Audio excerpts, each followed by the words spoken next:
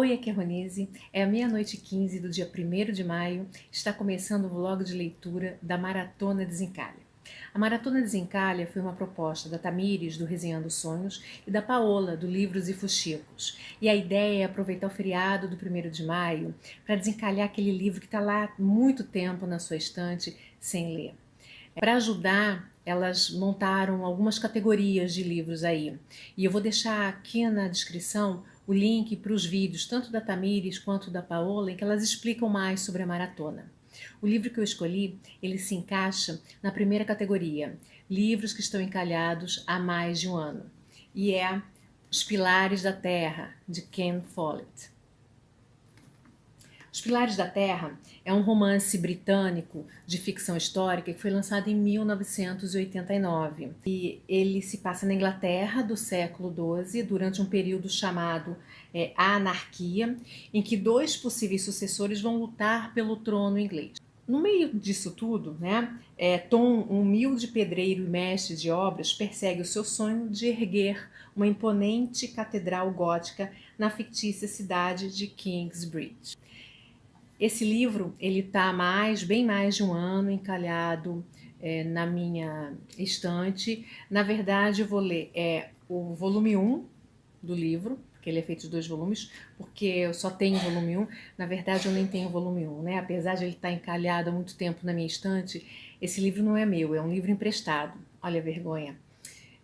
Por sorte, é de um grande amigo, que até agora não desmanchou a amizade, mas hoje a gente vai resolver isso, né? Já está prontinho aqui com o meu marcador aqui a postos. Vou começar a leitura então e mais tarde eu volto para atualizar vocês, tá bom?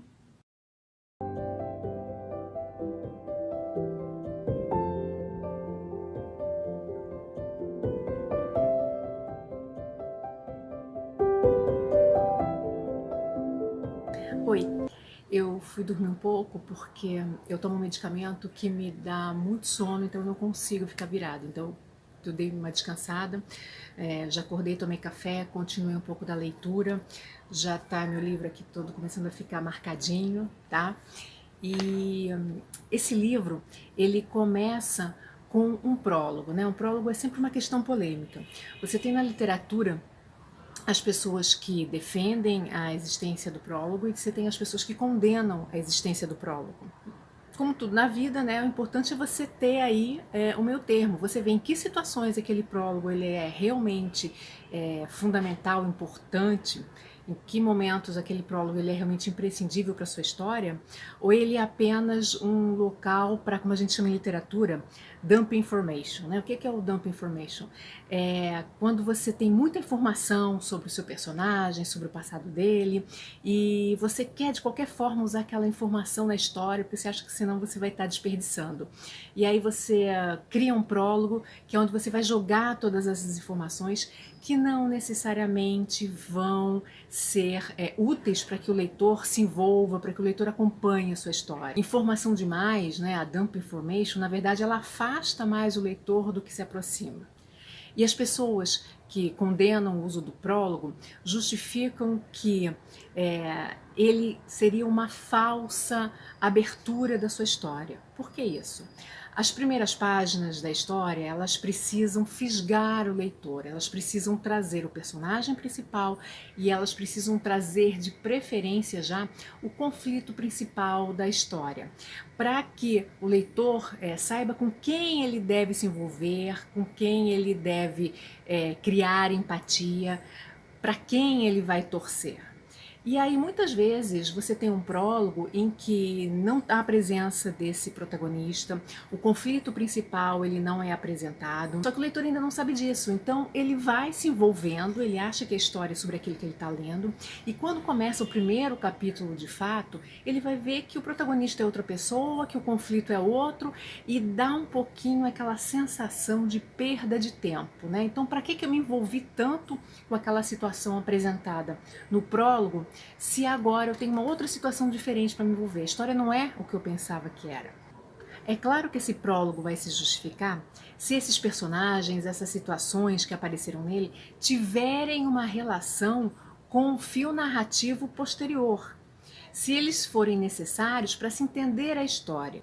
É isso que eu ainda não sei. Os capítulos do livro, tanto o prólogo quanto os outros capítulos, eles são muito longos e são divididos inclusive em subcapítulos, tá? Então, o que eu preciso ver depois é se esse prólogo, se ele realmente tem um papel fundamental aí na história, se ele interfere, se ele é imprescindível para o leitor para que ele entenda a história como um todo. Porque esse prólogo, ele não trata daquela questão principal que a gente viu na sinopse, que você tem a luta pelo trono inglês e você tem paralelamente a busca do Tom, que entende-se aí que talvez seja o protagonista da história, pelo seu objetivo. E qual é o objetivo dele? Construir uma catedral gótica, uma pequena cidade fictícia ali da Grã-Bretanha, que é Kingsbridge. Tom não apareceu ainda no prólogo, nem a questão da catedral, nem a questão da disputa aí pelo trono. Na verdade, a história que aparece no prólogo é de um enforcamento em praça pública, lembrando que a gente está falando aí da Inglaterra do século XII. E esse enforcamento ele acontece logo de manhãzinha, quando a cidade está acordando, quando as pessoas estão indo para a rua, quando os mercadores estão montando suas barraquinhas para vender seus produtos. E assim, nesse ponto, o prólogo ele é maravilhoso no sentido de descrever esse ambiente. O Ken Follett ele consegue fazer com que a gente visualize essa pequena cidade inglesa que está amanhecendo, ao mesmo tempo em que você tem as várias atividades cotidianas, rotineiras, você vê que o que aqueles moradores fazem todos os dias de manhã acontecendo, ao mesmo tempo você tem um cadafalso sendo montado ali na praça central para que haja um enforcamento. E uma coisa interessante que ele chama atenção é que normalmente quando há um enforcamento, a população toda fica contra aquele acusado, justamente porque ele tirou alguma coisa de alguém dali. Ele roubou um pedaço de carne, ele roubou algum dinheiro de algum morador. Só que esse acusado em particular, ele foi acusado pelo sacerdote de ter roubado uma taça, um cálice valioso, e o monge reconhece como sendo da sua abadia. Então a corte ela foi formada pelo sacerdote, pelo monge e pelo xerife da cidade, e esse acusado foi condenado à morte pela forca por ter roubado, apesar de ele negar isso. Como não é algo que tenha afetado diretamente aquelas pessoas, né? A abadia de onde esse cálice teria sido roubado é muito longe dali, as pessoas não sentem aquela necessidade de justiça. Então paira um clima assim, muito bem construído pelo autor de justiça, de será que a gente quer mesmo que essa pessoa seja enforcada? Isso vai perpassando, assim, vai tomando conta, né? O que normalmente as pessoas instigam para que haja o enforcamento, naquele momento isso não acontece, porque será que essa pessoa é culpada mesmo? Não há nenhuma testemunha, né? Nós não sentimos, isso não aconteceu aqui na nossa comunidade. E ele, por fim, é enforcado, né? Isso não é nenhum spoiler, isso é logo no prólogo do livro, então não tem nada a ver com o final lá da história. Ele é enforcado, só que aparece uma moça, aparentemente grávida, no meio dessa multidão. Ele é finalmente enforcado, ela se aproxima, né, até com um galo, corta a cabeça do galo, e ela amaldiçoa os três que fizeram parte dessa corte que condenou aquele homem, né? Então ela amaldiçoou o sacerdote, ela amaldiçoou o monge e amaldiçoou o xerife. E as pessoas ali ficam muito impressionadas com a presença daquela menina, que é uma presença muito forte. Então esse prólogo, ele não traz o Tom, que a gente supõe que seja aí o protagonista, ele não traz a questão da disputa pelo trono, ele traz uma outra situação que vamos esperar para ver se é uma situação que vai se encaixar e que vai ter ligação aí com a história principal. Volto mais tarde. Voltei para dizer que sim, o prólogo tem tudo a ver com a história. A ação do prólogo, ela se passou em 1123 e a ação, a partir do primeiro capítulo, começa em 1135, ou seja, 12 anos após. E aí, quando a gente entra, né, a partir do primeiro capítulo aí, o Tom já apareceu, que é supostamente o nosso protagonista aí. Ele é pedreiro, ele é casado, a mulher dele se chama Agnes, tem 2 filhos, o Alfred, que tem já um moço e que trabalha junto com ele como pedreiro, e o Tom gostaria que o Alfred fosse mais empenhado naquele ofício, mas ele realmente não gosta de ser pedreiro. E tem uma menina menor, pequena, chamada Marta. Ele vive de obra em obra, até que um dia ele foi contratado para participar da construção de uma catedral. E ele, que se acha e tem muito domínio da técnica dele, ele acha que ele é um pedreiro muito bom, ele recebeu várias críticas do mestre construtor, que começou a ensiná-lo sobre as diferenças de construir uma casa comum e de se construir uma catedral. Ele começou a ficar encantado com aquilo. Foi aí que começa a obsessão dele, que ele tem que trabalhar na construção de uma catedral. Ele recebeu, quando essa catedral acabou, ele recebeu uma proposta para ficar naquela cidade, num emprego fixo. A mulher queria que ele aceitasse, só que ele não quis aceitar porque ele quis justamente ir em busca de alguma catedral que estivesse precisando de pedreiro na sua construção. E a partir daí eles passam a ser andarilhos, né? Eles vão de cidade em cidade, sempre atrás de alguma nova obra, só que nem sempre eles conseguem emprego, então é uma vida de altos e baixos, e a mulher, meio que veladamente, desaprova isso. Ela gostaria que ele tivesse aceitado aquele emprego fixo para que eles tivessem uma vida mais calma. Então eles vivem aí andando os quatro de cidade em cidade, e é nesse momento aí que surge aquela moça lá do prólogo que amaldiçoou o padre, o monge e o xerife, que condenaram aquele homem à forca, e isso 12 anos depois. Ela estava grávida mesmo e já tem um garoto agora como filho, muito parecido com aquele homem que foi enforcado na praça. E a vida dessa moça, que agora a gente sabe que se chama Ellen, ela vai cruzar com a vida do Tom e da sua família. E o autor ele vai dando várias pistas aí na construção. Depois aparece o mosteiro e começa a contar a história de alguns monges ali daquele mosteiro, e você começa a perceber algumas pistas e começa a ligar alguns pontos, né? Então o autor ele vai tecendo essa história, vai deixando uns pontinhos aqui, uns pontinhos ali, e a gente consegue perceber como é que ele vai construindo uma narrativa com elementos que à primeira vista poderiam parecer díspares, mas que estão intrinsecamente interligados. Volto depois. Finalizei o livro, 494 páginas, mas ainda não finalizei a história. Como eu havia dito, a história é dividida em 2 volumes. Então esse volume ele termina num ponto super importante da história, mas um ponto em que algumas coisas são resolvidas, então na verdade você não fica totalmente no ar. A resolução da história ela vai acontecer no 2º volume, mas essa primeira parte que foi desenvolvida nesse volume, ela tem um fecho, ela tem uma micro conclusão aí. Esse livro ele é super indicado para quem gosta de estrutura narrativa.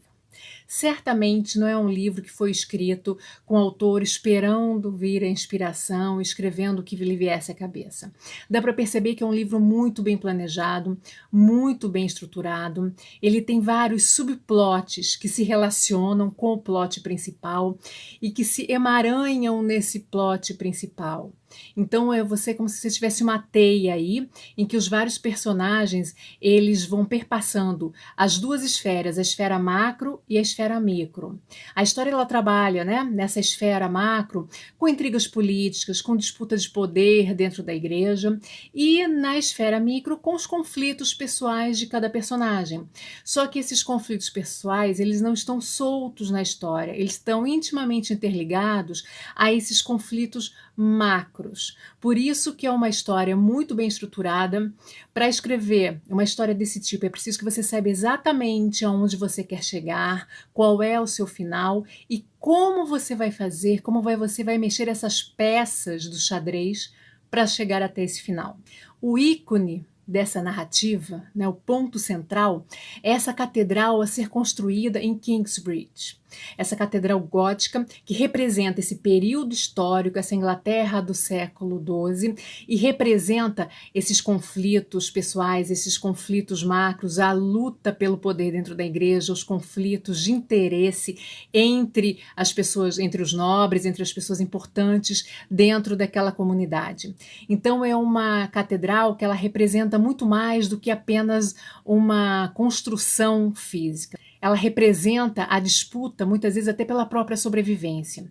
No nível macro, a catedral ela corre o risco de ser construída em outro lugar que não Kingsbridge. E aí fica muito claro os conchavos, né, os conluios que são feitos dentro do ambiente da igreja para levar a catedral para um outro lugar, ou então para deixá-la em Kingsbridge, porque disso depende também o poder que o bispo local vai ter sobre aquela comunidade. Ao mesmo tempo, Tom, lá o nosso protagonista, nosso pedreiro, nosso construtor, que tem como sonho construir essa catedral, ele só irá construí-la se ela estiver mesmo em Kingsbridge. E isso representa uma mudança na vida dele. Ele deixa de ser essa pessoa que vive correndo atrás de emprego, um atrás do outro, se mudando de cidade em cidade, para ter durante anos, durante os 15 anos que vai levar para ser construída essa catedral, ele vai ter um pouso fixo para ele e para a família dele. Então a catedral também faz parte dessa narrativa, dessa história desse personagem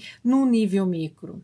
Esses fios que vão se juntando, que vão se embaralhando, e que muitas vezes se afastam, depois voltam a se encontrar novamente, é o que torna essa narrativa tão interessante. Quando a gente acha que de repente ela está indo por um caminho, ela toma um outro rumo, mas é tudo muito bem estruturado, tudo muito bem amarrado, não ficam, pelo menos até agora, né, no ponto que chegou no final do primeiro volume, não ficam pontas soltas. E isso é muito interessante, porque mesmo tendo um segundo volume, você não fica com aquela sensação de história inacabada. O autor também trabalha muito bem uma técnica conhecida como setup payoff, ou seja, você vai plantando algumas pistas ao longo do caminho para lá mais tarde você entregar alguma mudança na história, né? As coisas não acontecem por acaso, as coisas não caem do céu, as coisas já foram mais ou menos amarradas e semeadas lá atrás para que aconteça dessa maneira. Outro ponto forte da narrativa é a ambientação. Essa Inglaterra do século XII ganha forma na nossa frente graças às descrições minuciosas do autor. São descrições que, como eu já tinha comentado, elas fazem com que o ritmo da leitura não seja um ritmo muito ágil, mas não é nem de longe um ritmo enfadonho. Essas descrições é que tornam possível o leitor se colocar dentro da história e entender aquela cultura daquela região e daquela época, entender por que determinados personagens tomam determinadas atitudes. Vou dar um exemplo de uma descrição para vocês entenderem. A despeito das oficinas, a cidade era mais silenciosa e vazia que qualquer outra que Philip já vira. Lugares como Salisbury ou Hertford pareciam constrangidos pelas suas muralhas, como um homem gordo numa túnica apertada. Casas juntas demais, quintais muito pequenos, o mercado apinhado de gente, ruas excessivamente estreitas. E como as pessoas e os animais lutavam por espaço, a ideia que se tinha é que podiam irromper brigas a qualquer momento. Entretanto, Winchester era tão grande que parecia haver espaço para todos. Enquanto caminhava, Philip gradualmente percebeu que o motivo para esse sentimento de amplidão era o fato de as ruas seguirem o padrão de uma grade quadrada. Eram quase todas retas, cruzando-se em ângulos retos. Nunca vira aquilo antes. A cidade deveria ter sido construída segundo um plano. Então, ao longo de toda a história, o autor vai se utilizando de informações arquitetônicas para criar esse clima, essa ambientação perfeita da narrativa e para que o leitor se coloque dentro dela. É um livro que eu super recomendo, não só pela história, que é incrível, mas principalmente pela forma como ela foi construída. Para quem gosta de criação literária, seja porque quer conhecer um pouco mais das histórias, ou quem gosta de escrever, quer escrever ou já escreve suas histórias, é um livro fundamental. E agora eu vou partir para buscar o segundo volume. Nos vemos no próximo vídeo.